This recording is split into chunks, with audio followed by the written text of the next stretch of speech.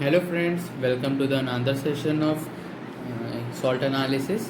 So until last session we have talked about all the colored gases, colorless gases and odorless and odor gases.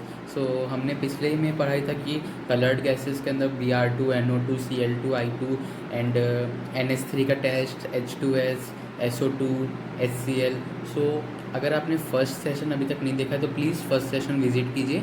उसके अंदर I had explained all about gases कि gases के test क्या होते हैं. आज हम शुरू करने जा रहे हैं रेडिकल्स से, जो कि है सबसे important part of this chapter. So coming to the first thing, acid radicals. Acid radicals मतलब एनायंस. एनायंस को रेडिकल्स आप कह सकते हैं. एसिड रेडिकल्स मतलब एनायंस.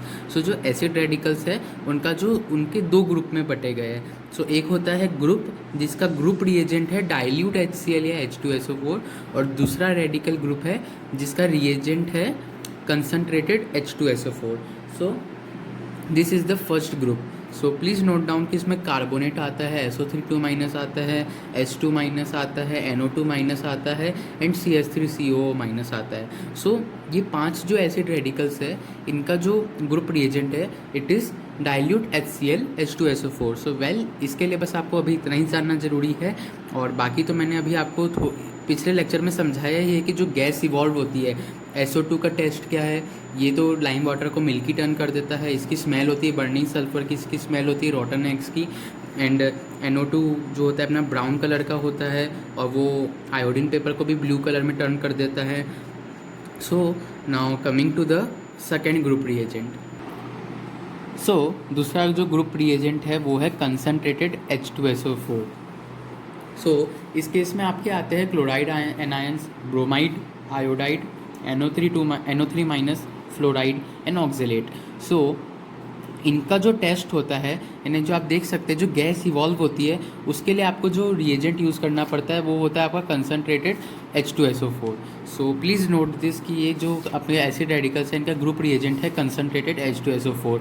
सो इसके अंदर जो गैस इवॉल्व होती है HCl की पंजेंट स्मेल होती है. Br2 आप चेक कर सकते हैं, एक रेडिश ब्राउन कलर की गैस होती है.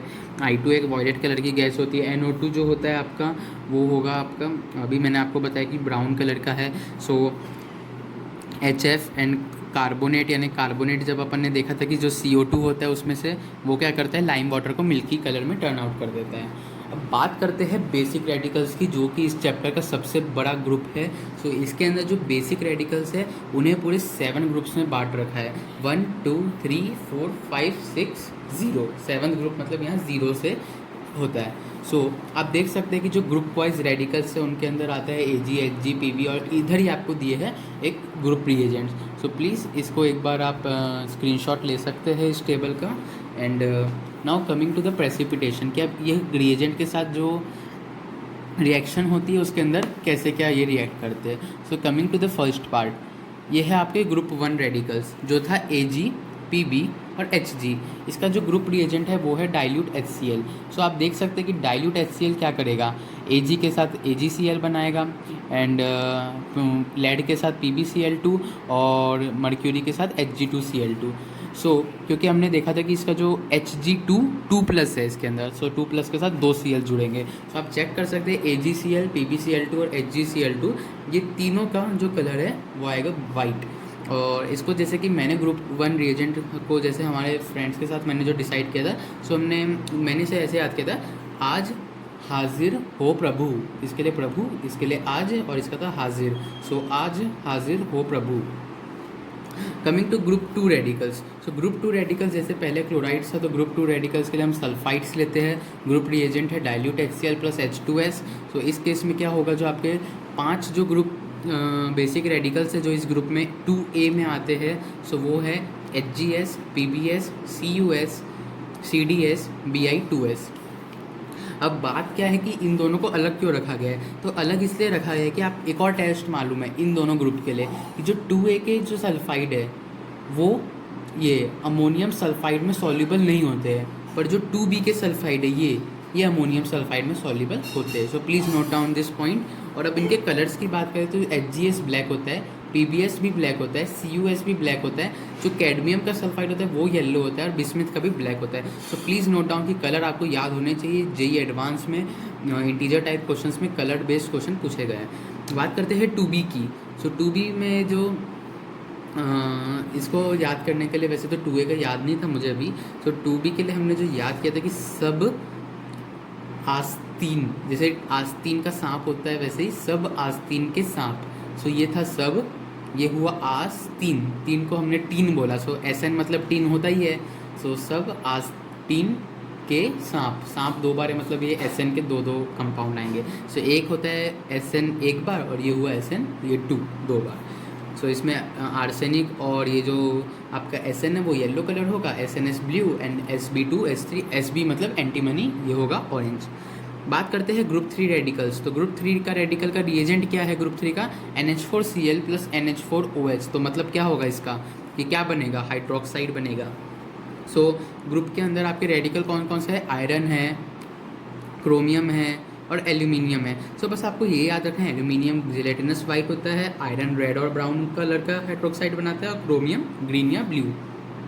सो यहाँ पे स्लैश इसलिए दिया गया है क्योंकि जो कलर है उसको देख के कन्फर्मली नहीं बताया जा सकता कि ये रेड है कि ये ब्राउन है। दैट्स वाई एक स्लैश दे दिया जाता है ताकि वो थोड़ा सा भी एनोमली है तो स्टूडेंट्स ज़्यादा उसके अंदर कन्फ्यूज़ ना हो। बात करते हैं ग्रुप 4 की। तो ग्रुप 4 में आता है आपका मैंगनीज, कोबाल्ट, जिंक और निकल। और इसका जो ग्रुप रिएजेंट है वो है NH4Cl, NH4OH और H2S।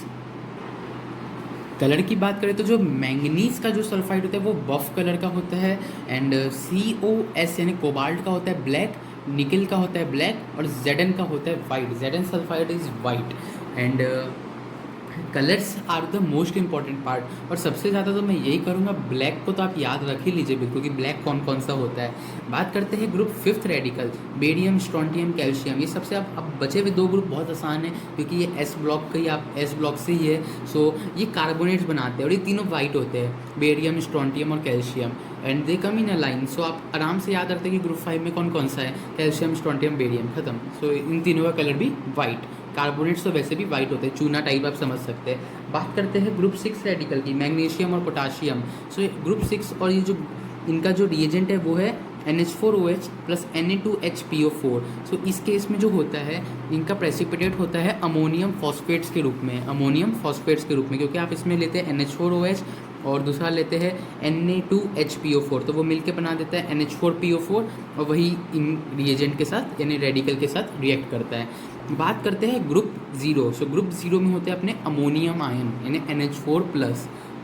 अमोनियम आयन आप कुछ भी समझ सकते हैं, NH4 होल ट्वाइस SO4 समझिए, ये हुआ आपका सॉल्ट। इसके लिए जो ग्रुप रिएजेंट है वो आता है NaOH। सो जब आप जानते हैं अमोनियम सॉल्ट जब आपके कोई भी बेस के साथ रिएक्ट करेंगे तो एक H+ रिलीज करके NH3 बना देंगे और NH3 जो है वो आपका रिलीज हो जाएगा। और आप जानते हैं कि NH3 जो करती है वो होता है कि वो रेड लिटमस को ब्लू कलर में टर्न आउट कर देती है। सो this is the end of all the acid radicals and basic radicals within 8 minutes. Hope you like the session and do subscribe the channel for more videos. Thank you.